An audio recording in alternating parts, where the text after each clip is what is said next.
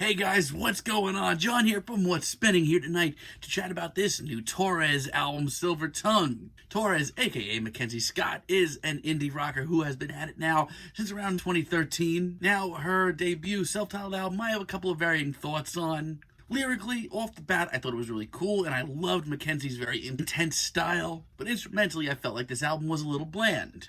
But I did genuinely love Mackenzie's next album, Sprinter. This was a much more left field and genuinely odd indie rock and indie folk album. Sure, things got a little long-winded at parts, and the tracks here are a little slow and take time to really sit with, but the sheer emotion on tracks like Strange Hellos is incredible. Not to mention, I saw her live around this time. I got to meet her. I got her autograph. I actually have a autographed copy of Sprinter in my room. And to be honest, I was kind of humbled by just how sweet she was. I found out that me and her were in the same record club, hung out at some of the same places as me. She's just super cool. And 2017's Three Futures, I honestly thought was her best album to date. I loved the heavier, more mystic and spiritual tones here. We really did get the best of both worlds of Mackenzie on this album. And the singles leading up to this new album, I don't know, they've kind of blown me away, and I've loved each and every one of them. I've been super excited to talk about this album. Let's chat about it. This album starts off with Good Scare, and now, honestly, for me, I've always been a big fan of the more spiritual side of Mackenzie's music. And this track, trust me, is no different. It's very haunting, very chilling, and just so much more. I actually think that her vocal delivery has gotten better and better over the years. She's got sort of a husky, raspy voice. It takes time to really sit with you and really get used to. Honestly, it sounds great here. There's just a strange beauty to this track and a lot of these songs here that I can't say no to. Not to mention, while this track is far from anything heavy, there is an emotional intensity to the music of Torres that makes this track so gritty and in your face. I love that. I honestly freaking love this track as an intro. I think it ushers in the sound of this album really well. At this point, I've always kind of sort of saw something special in Torres for years, but here it's come full circle, and now she's just on a league of her own, to be honest. Then we have Last Farce, and hearing her vocals just against this big wall of nothing is pretty incredible. The way that this track slowly builds up this massive hulking atmosphere and instrumental behind Torres is pretty breathtaking. It's noisy and it's bulky, and not for nothing, it gets pretty heavy in parts. But the patience of this track, and a lot of tracks here, is what make it work. Much like the great art rock and art pop albums that we got in 2019, I feel like I'm in the presence here of something truly special. And the last epic minute here with these ridiculous guitars that are wailing and these vocals, man, this is great. Dressing America is my favorite track here. Now this one is a little more reminiscent of her early work. It's got a little bit more of a singer-songwriter vibe. There are some indie folk influences.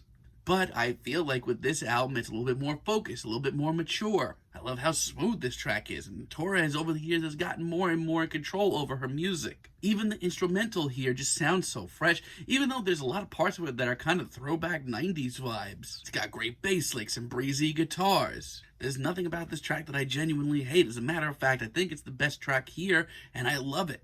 As this album goes on, we see Mackenzie take a lot of risks. Take, for example, Records of Your Tenderness. This is the quietest and most meditative track of the bunch yet. But it's these tracks where you're just alone with Torres' vocals just right in your face that lead to some of the most breathtaking moments on this album. Out of nowhere, then we get these twisted synths and these oddball beats. Wasn't expecting that at all. Stays just as meditative for the entire track, too. And your focus is just never off Mackenzie. It's fascinating, really. Two of Everything, on the other hand, is a lot more majestic, and I love the way that all these synths come together and form this sort of drone at the beginning of it. And I know I keep repeating myself, but Mackenzie's vocals continue to be just so chilling. I mean, she is working with some pretty dense instrumentals, but she is constantly front and center. Her performance on this track is so mesmerizing, and by the time that we get to the chorus, it's just so mysterious. And once again, the sheer patience of this tune is great, and it never seems to overstay its welcome, even though it's almost 5 minutes. It's powerful stuff. Hell, I don't even miss the more guitar-centered direction that she was pushing in. And Gracious Day is absolutely freaking stunning. Mackenzie over the years has dabbled plenty in indie folk, but it's never been this prominent. And I'll be honest, it comes off amazing. It's easily the sweetest track here. I love how longing and heartbreaking it is. This is incredible. So much so that if she did more of this in the future, I would love to hear it. And the rest of the album may be slightly hit and miss, but even so, Mackenzie is pretty much in top form.